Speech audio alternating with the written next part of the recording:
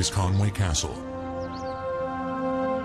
King Edward I of England built this mighty stronghold in the late 13th century to help hold a recently conquered area of northern Wales. Conway represents perhaps the pinnacle of medieval castle construction. It appears formidable even today.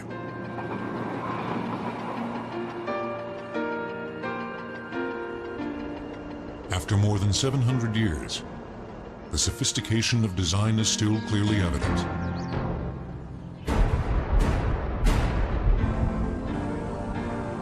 Massive walls, projecting towers, crenellated top, heavily fortified entrance. Conway is only one of hundreds of castles that dot the European landscape.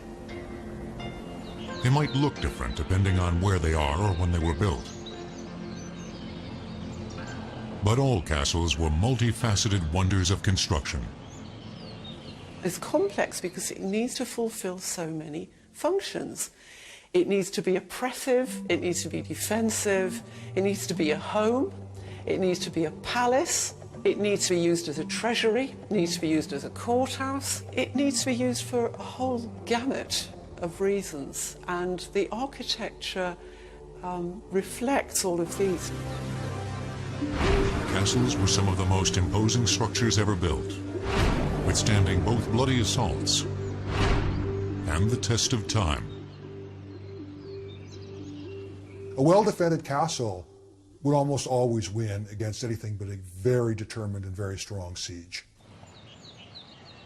In an unruly period, they represented order to some, subjugation to others. The importance of the castle is as much to oppress the psyche of the population as it is to literally oppress the population. Castles were homes, residences of kings or nobles. That's what differentiates them from other fortifications. They were built to protect a king's or nobleman's territory. Soldiers or men-at-arms lived there as well to guard the castle. It was a base where a lord could launch an attack, and it was a refuge from his adversaries. When most people think of castles, fortifications like Conway are what they think of. But the first structures now known as castles date back at least another 300 years to the 10th century and an even more unruly age. When times are unsettled, when there's not a strong central government, you have noblemen running around and bandits running around, and it's a natural thing to want to do to fortify your home, to protect yourself. The term castle is a derivation of the Latin word castellum, for fortress. Many experts believe the first European castles originated in what is today France. After the fall of the Roman Empire in the 5th century AD, Europe was a dangerous place to live, with weak, ineffective governments and constant raids from Vikings, Arabs, Berber pirates, and occasionally a disgruntled neighbor. This turbulent atmosphere stimulated the rise of feudalism in Europe, a system whereby a king granted territory to lords, who in return owed the king allegiance. The lords in turn granted smaller parcels of land to lesser nobles, who owed allegiance to them.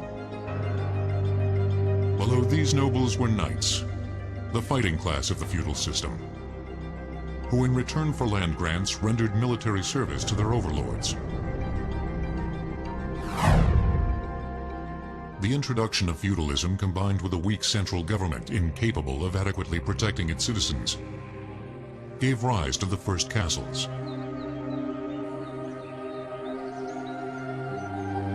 One of the earliest and most popular designs was the Motte and Bailey Castle. Basically a giant mound of earth, a motte, with a wooden tower built on top. The courtyard or bailey was enclosed by a tall timber wall. This is a model of a Motte and Bailey castle, which is based on excavations at a castle built in the 11th century. Here's a defensive ditch and a rampart, and then on top of the rampart was a timber wall called a palisade, and it has crenellations. There's evidence that these timber castles were plastered over, so that from a distance they would look like stone. Here's the classic motte, like an upturned pudding basin, with a ditch separating the motte from the bailey. On top of the motte was a timber tower, and this would have contained the private residential apartments. Other buildings would have comprised stables and workshops and places for storage of food and a certain amount of small livestock, such as chickens. Easy to build, Motte and Bailey castles spread across Europe. William, Duke of Normandy, defeated the English King Harold II at the Battle of Hastings in 1066 to capture the English crown.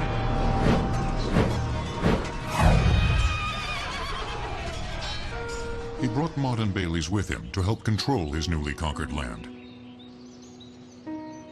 He built Lincoln Castle in 1068. And like many surviving Motte and Bailey castles, it has evolved over time. But the motte still stands 40 feet high. That is a motte over there. That's the original motte, that's the Lucy Tower. It was the last bastion of defence. If this castle was attacked, that's where we would escape to, into the actual keep. The tower, or what eventually came to be called the keep, also served as the castle owner's home.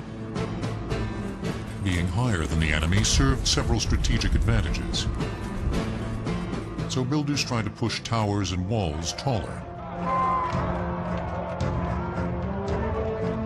As the enemy came up with new tactics or weapons, castle architecture evolved to face the new threats. But the timber fortifications of the early medieval period eventually disappeared, thanks largely to one enemy it couldn't defend itself against: fire. But castle evolution in general is very simple. And somebody more intelligent than I has called it a bloody spiral. In other words, fire attacks the wooden castle, build it in stone. Corners are structurally weak, build it round. People go through walls, build them thicker. People go over walls, build them higher. In other words, it's all respond and defence. As the Middle Ages progressed, so did castle architecture. Simple earth and timber structures submitted to exponentially more complex strongholds. Stone fortifications sprouted from the countryside, dominating the landscape and frequently the people around them. They often talk about the beauty of strength, the idea of looking at a building with impossibly wide ditches, incredibly high walls, which are massively thick, with fortifications that seem impenetrable to the beholder. That is the beauty of fortification. But the real beauty is how they were built. Stone and sweat, mortar and muscle combined to form structures that seemed like they would last forever.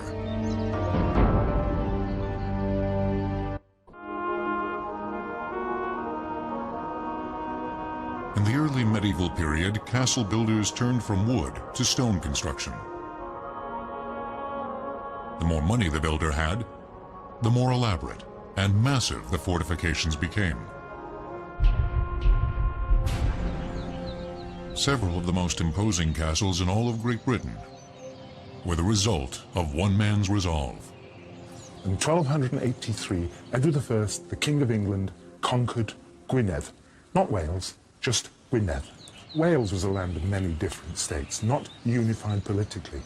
One of these states in the north and the west is called Gwynedd, and that is what Edward I conquered. Edward I was, in essence, doing a John Wayne. He was moving west, the natives were hostile, and so he built forts. And that's what this castle is. It is a fort. Here we have a garrison of soldiers in a fort in the frontier with the hostiles outside. In the late 13th century, King Edward I ordered the modification or construction of more than 10 magnificent castles. Among others, Conway, Chirk, and Carnarvon are enduring examples of Edward's dominating presence in northern Wales. To many scholars, the Edwardian castles represent the apex of medieval castle construction. They're designed like machines, every architectural detail devoted to defense, as well as psychological intimidation. Having stood for 700 years, these castles are stunning. But the way they were built might be even more impressive to us today. There's nothing magical about the way they built. They built by power, manpower. And they had 3,500 of them to actually do it. Earth-moving equipment, 1,500 men with shovels in their hand. That was their earth-moving equipment. And boy, could they move earth. By utilizing thousands of craftsmen and laborers, Edward's castles went up fast. Conway was built in just 4.5 years. Like subcontractors on a modern skyscraper, castle construction required over 100 different crafts, including carters, carpenters, blacksmiths, and masons. The brilliant architect, Master James of St. George from Savoy, coordinated the remarkable construction effort. James designed several of Edward's castles as well as supervised construction, which occurred simultaneously at different sites. James' castles were big, broad, and tall. Carnarvon boasts 13 towers, the tallest stretching 128 feet into the sky. Building something this complicated took precise planning from the very beginning. James' castles incorporated construction aids, such as scaffolding support holes or put-log holes, into the structure itself. The main construction of the castle, the building of the walls, was achieved by building a lowish wall to this height, then to put a log on the wall, protruding to a vertical log here, then scaffolding constructed, and they could carry stones up the scaffolding, placing them on the wall to allow the mason to stand on the wall and raise it further, for again another beam to meet another horizontal, and to have some more scaffolding, and repeat the process as we climb up, and eventually getting to the top. The walls at Carnarvon, which are 7 to 9 feet thick, were built by constructing interior and exterior face walls with congruent stones and sandwiching smaller unshaped stones, rubble, in mortar in between. Filling the center with rubble saved time and effort. For the face walls, masons cut large yet manageable stones. The limestone came from the Isle of Anglesey, 10 miles away. To set the stones, they even had human or animal-powered cranes and winches. They used a plumb bob to make sure the finished structure ended up square and level. But it took more than the mason's sheer will to hold stones together. Castle builders used lime mortar, which had been used since Roman times, to keep the stones in place. Making lime mortar started with burning the limestone. That limestone is put into kilns. From 45 miles down the coast come ships that carry coal. And the coal is put into the kilns. And the coal is burnt, the limestone is burnt, and that produces quicklime. Now the quicklime is then mixed with sand and water, and that makes lime mortar. And that's what holds this castle together. At Carnarvon, masons used tough, light-colored limestone as the basic building blocks. Around windows, arrow slits, and corners, which demanded more detail work. Builders used softer conglomerate sandstone, which was easier to work than limestone, but darker in color. The two disparately colored stones made an interesting design, but the pattern was incidental to the actual function of the stones. Workers covered castle walls with plaster made of sand, water, quicklime, and sometimes horsehair. This helped keep the lime mortar which held the castle together from washing out of the joints. Then painters whitewashed the walls. The majority of those dark, grey, cold castles that we see today were in fact beautiful white jewels. And it gets more interesting because castles on the inside were all plastered and painted too. Just like our homes are plastered and painted, castles were multi-million-pound buildings, and boy did they look it in their day. Another surprise. The Dark Ages weren't as dark as popularly believed. All castles had glass in their windows. We tend to think of castles as being bare and dark and cold, but like all churches, all castles had glass in their windows. Medieval glass is made in a very simple way. You take a blob of glass and a blowpipe and you blow a bubble. You then put that bubble on what is known as a cooling table and you roll it. You end up with something that's shaped like a can, all right? Then what you do is you cut off the two ends of the can, so now you have a tube of glass, you slit it down the middle, and it folds out onto the cooling table. By that process, you can only make small pieces of glass, and those small pieces of glass were always joined together with bits of lead.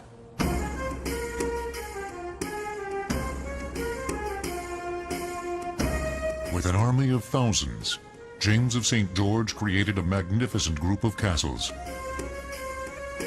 which Edward hoped would help finally suppress the Welsh. To a large extent, Edward was successful, but the king's castles cost a king's ransom. The 13 castles and the 2 wars cost him 7.5 years' income. He was bankrupt 14 years after this castle was started. Now, I know this is an alien concept to the United States of America, overspending on defense. But, you know, it used to exist in Britain 700 years ago, and some would argue it's a great old British tradition that continues to this day. Castles cost a lot, but they weren't your average family home. And there was definitely no welcome mat at the front door. They were designed to hold people out and decimate those who tried to breach their defenses. Castles were killing machines.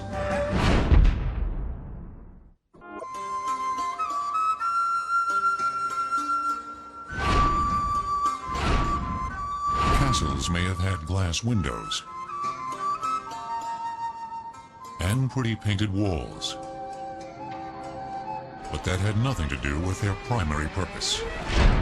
The whole principle of the castle, by the end of the 12th century, is to establish means by which the maximum firepower can be brought to bear at any vulnerable spot. Nearly every architectural element of a castle served a defensive purpose. The crenellation was designed to defend them. They could stand behind the merlons, which are the parts that stand up, and when they wanted to loose an arrow, they could move to a crenelle, which is the gap in the middle. Castles were designed with multi-layered defenses. An enemy had to confront several lines of defense before taking the castle. It all started with a great location. Before construction began, castle planners looked for sites with existing natural obstacles. A nice cliff or a solid peninsula worked well. Anything to hinder an assailant's approach. In the flatlands where rocky cliffs didn't exist, moats were popular. A castle builder dug a ditch or moat around a castle as one more obstacle for the enemy to confront. The surrounding ditch, which did not necessarily contain water, could be quite broad, 30 feet or more. Sometimes sharpened stakes were embedded in the moat. But even if it didn't have stakes or wasn't filled with water, the charge up the embankment of the moat to get to the castle walls while being shot at was extremely difficult and harrowing. And no, there were never crocodiles, hippos, or dragons living in the moat. On the other side of the moat stood the wall and imposing towers. From these, archers showered arrows on the enemy. Towers projected from the walls to give archers a clear shot at the base of the neighboring tower. The Edwardian castles were specifically built to take advantage of one of the most lethal weapons of the day, the crossbow. A weapon capable of piercing armor at close range. An experienced bowman could shoot perhaps 3 to 4 bolts a minute. Castle builders constructed loopholes, or arrow slits in the towers, and sometimes in the walls, to protect their archers. A loophole was a thin vertical opening in the wall, where the archer could take aim and fire. The slits played out inside the wall to give bowmen maneuverability. Each loophole covers a specific arc, so the archer is firing a bit like a modern machine gun defense, and all the arcs intersect in a carefully designed castle. So there's no point at which an attacker can, as it were, just simply walk through without paying a price. The walls themselves could be massive, 20 feet thick at the base or more. Castle walls were wider at the bottom and tapered at the top. At the bottom of the castle wall, you'll often see a sloping mass of stones called a batter. Stones dropped from above, from the top of the wall, onto the batter will break up and spray shrapnel at the attackers. So it's a bit like dropping hand grenades. For attackers, there were only 3 ways to defeat a wall. Go over it, under it, or through it.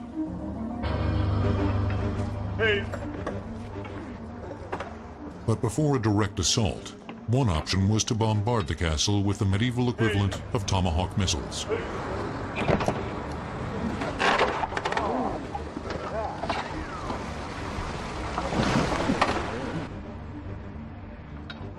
A trebuchet is a long arm that has a heavy weight on one end and has a sling on the other end. And what you load into there are typically large stones. You then use the counterweight to heave that stone against the walls of the castle.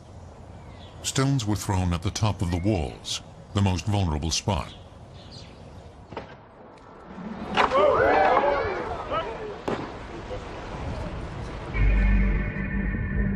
If the castle didn't submit, the enemy could mount a direct assault. But those inside the fortification definitely held the advantage. The most important defensive mechanisms in any castle are those that defend the gateway, because the gateway is the most vulnerable point of any fortification. It's the part that's not solid stone. If an attacker survived the onslaught of arrow fire and made it through the moat, he could look forward to a warm welcome in the gatehouse. Let's pretend that we've actually done it. We've crossed the moat, we're standing on our bridge, which is down, we're lucky, because normally there'd be a great drop straight down into the moat. But from either side now, we're threatened by those arrow slits. So we want to get out of this, and so we make our first major mistake, and we actually go into the gateway to get out of the fire.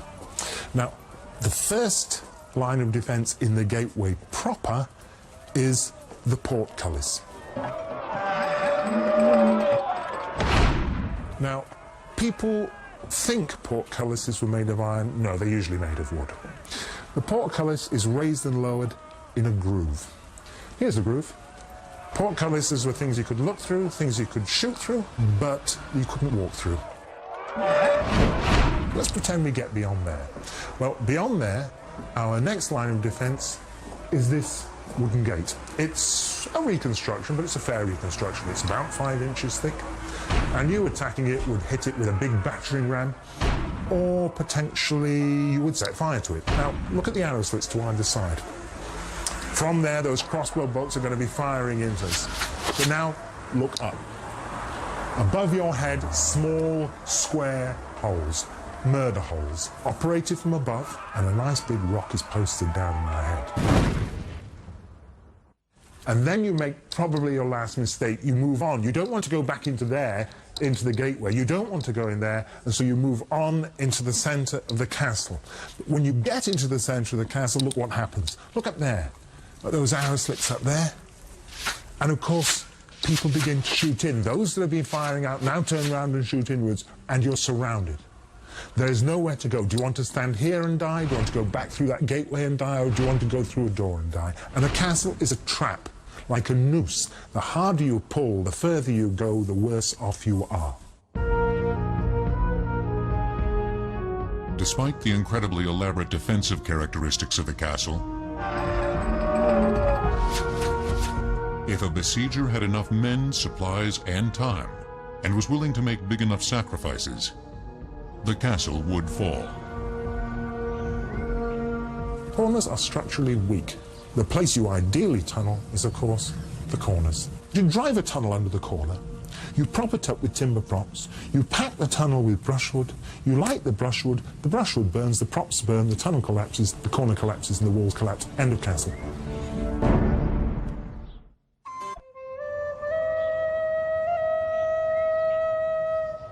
A man's home is his castle. Or in this case, a castle was a man's home. And like any residence, it had the basics: bedroom, bathroom, dining room, entranceway, dungeon. Dungeon? Dungeon is an interesting word. We think of a dungeon as being a dank hole where people were locked up. But the term really comes from the French word donjon, which is the name for the keep of a castle. Now, how it got that other meaning is not real clear. Virtually every nobleman had some occasion to lock somebody up. He might not have had a full-fledged prison, but there was always somebody he didn't like. This is what's popularly known as an oubliette, or a bottle prison. There are two possibilities. Either it was used for storage, but it has to be said that the access is a bit awkward for getting your stores in and out. Or it was used as a rather unpleasant prison for retaining people. And it's formed with a corbelled vault. That means the walls go up more or less straight, and then the stones start to edge in to make a sort of beehive shape. Oubliette comes from the French word oublier, to forget. The implication being that they threw prisoners into these and forgot all about them. I can't see that happening. Why would they want to forget about a prisoner?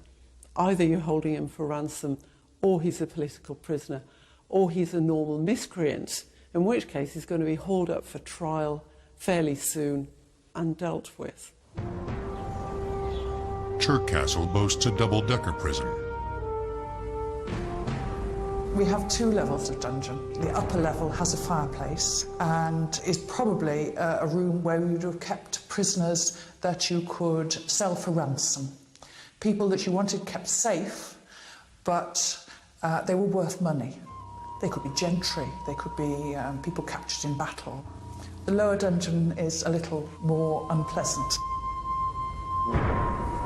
15 French prisoners were kept in that dungeon for 7 years after the Battle of Agincourt. There is light from 3 arrow slits, but even in the middle of the day, it is still pretty dark down there. We presume there had been straw on the floor. It's always stayed a constant temperature, about 54 degrees Fahrenheit. Besides being a jail, a residence, and an economic center, the castle also served as a courthouse. Nobles were the law of the land. And although the accused might not spend much time in prison before his court date, the pre-trial questioning could be, well, torture.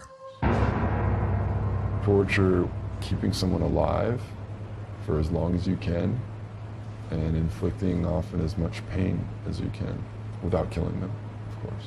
The rack, I think it was so famous because there's so many things that you can do while somebody is on the rack. Normally you're stretching them, you're stretching their limbs, At that point, you can burn them, you can beat them, you can cut them.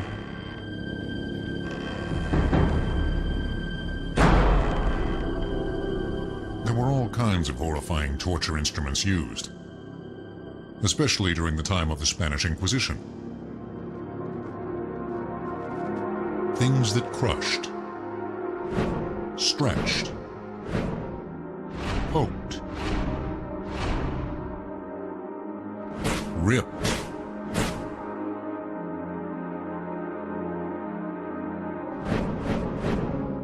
and were quite literally a pain in the rear. But the extent to which people were tortured in the early medieval age, at least, has been greatly exaggerated in books and movies.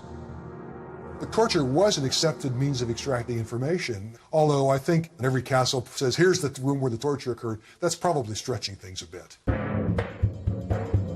Few castles actually had torture chambers.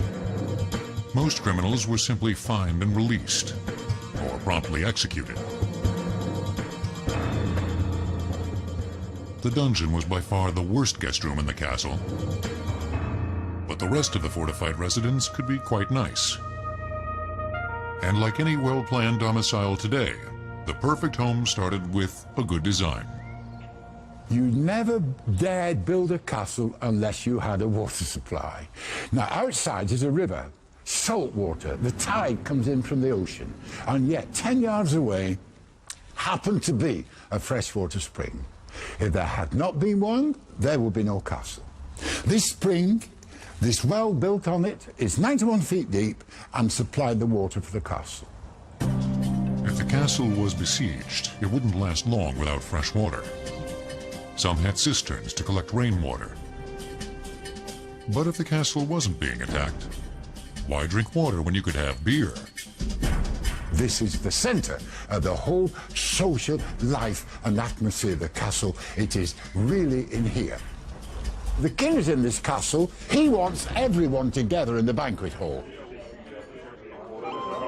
Let us imagine a banquet now. Let us imagine a big fire in here and a big fire in there.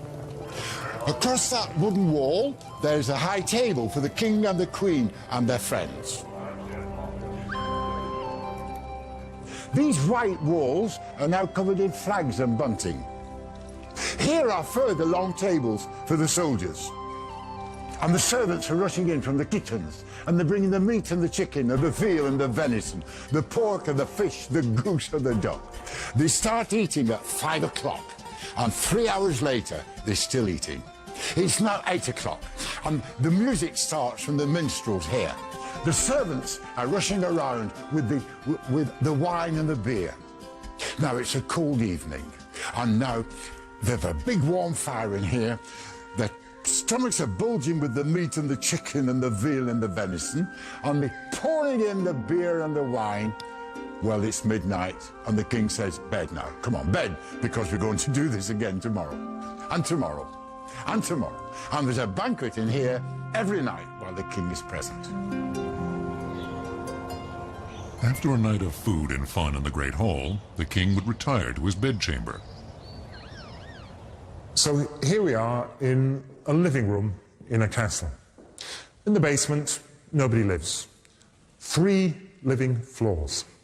The first thing you notice is this, the fireplace. Look at the size of this. But of course, you'd need something that big to warm something this big. The floor area of this single room is as big as any modern apartment. It's huge. The walls would be plastered, the walls would be painted, and if you look over here, what you see is a lovely window seat. Now, the view from that window is stunning, out over the sea, out over the land. And you lean against your beautifully plastered walls, looking at your beautiful view with your big fireplace burning in your hearth. After consuming so much beer at dinner, nature would undoubtedly be calling before morning. Fortunately, each living floor had at least one garderobe. Now, an army marches on its stomach, and one of the necessary byproducts of that is you have to have lavatories, bathrooms, washrooms, restrooms. Now, when we look in here today, what we see is a slate slab. But originally that would have been a wooden seat with a hole in it.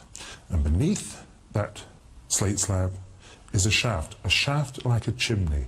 Only in chimneys things go up, and here, hopefully, updraft allowing, things went down into the river that came up to the castle's walls. While other windows in the castle might have glass, the ventilation window in the garderobe did not. This helped keep noxious ammonia gas from rising up the shaft and collecting. So it might not have been deadly, but it was still foul-smelling and pretty cold in the winter.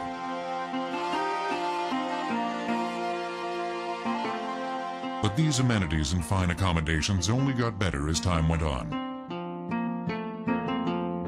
By the 15th century, wealthy nobles couldn't decide whether to build fortifications or opulent palaces.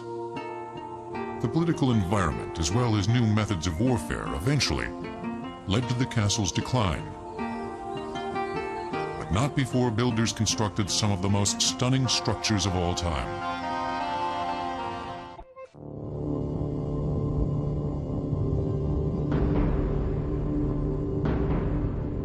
Castles represented the perfect fusion of form and function.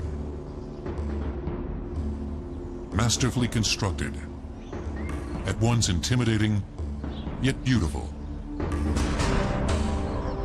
With the progression of time, the simple elegance of the Edwardian castle style was replaced by more ornate designs. In countries like Spain, castle architecture reached art form.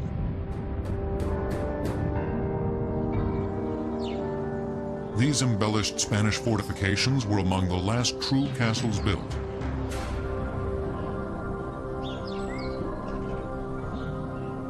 The product of a 700-year-old struggle between Christians and Muslims for control of the Iberian Peninsula. In 711, the Moors from northern Africa invaded and eventually conquered what is today Spain. The Christians fled north. But over the next 7 centuries, Christian kings fought the Reconquista, the reconquest of Spain. As the Christians slowly retook territory, they built hundreds of castles. The region of Castile gets its name from the numerous strongholds once covering the landscape. Here, even the Christian castles demonstrate a Moorish influence. One of the most magnificent is the Alcazar de Segovia. The Alcazar, that's really a demonstration of royal strength. It's a way of saying to the people in the countryside, it's the king who's in charge. Perched on a cliff carved over eons by 2 intersecting rivers, the Alcazar dominates the surrounding countryside.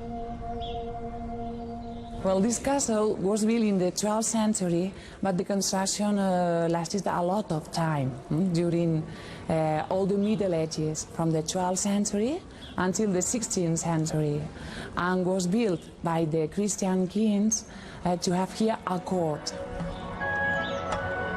The castle underwent many changes and additions over the centuries. In a country inhabited by both Christians and Muslims, the Alcazar exhibited a blending of both cultural influences. Here, fortification met ornamentation. The workers, in part, they were Muslims, that they were living in this kingdom. They call Mudéjar. Mudéjar is a Muslim that had the religion, the culture, the language, but was living among Christian people. The Moorish influence reached inside as well. Every inch was elaborately adorned. Some of the greatest artisanship could be found on the ceilings. It took over a year just to restore this one.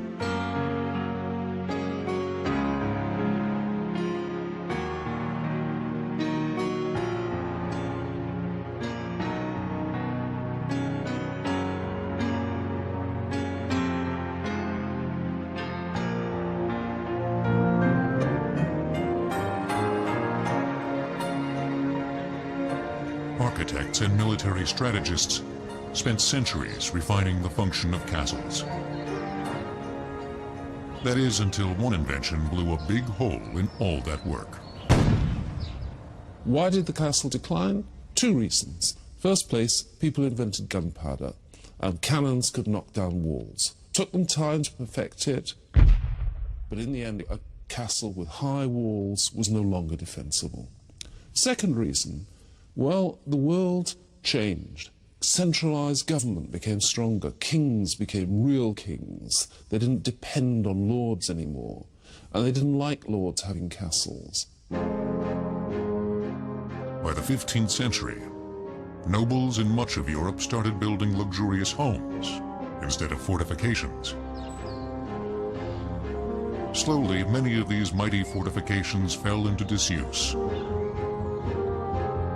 Some were purposely torn down by cautious kings. Several Edwardian castles were partially dismantled after the English Civil War in the mid-17th century. Others were gradually deconstructed by villagers needing building material. In the 19th century, there was a sort of rebirth of castles, not in the traditional defensive sense, but in the architectural sense, an attempt to build structures that looked like old castles, that captured the romanticism that was perceived to have come from the Middle Ages. Many people in the 19th century wanted to recapture that period. Although castles may have disappeared, our fascination with them has never waned. The idea of things being beautiful because they're fortified is rather like the idea of a car being beautiful because it looks as though it goes very fast. That sense of theatre in castle architecture is a tremendously important element of castles. It's slightly dangerous and magnificent and powerful at once.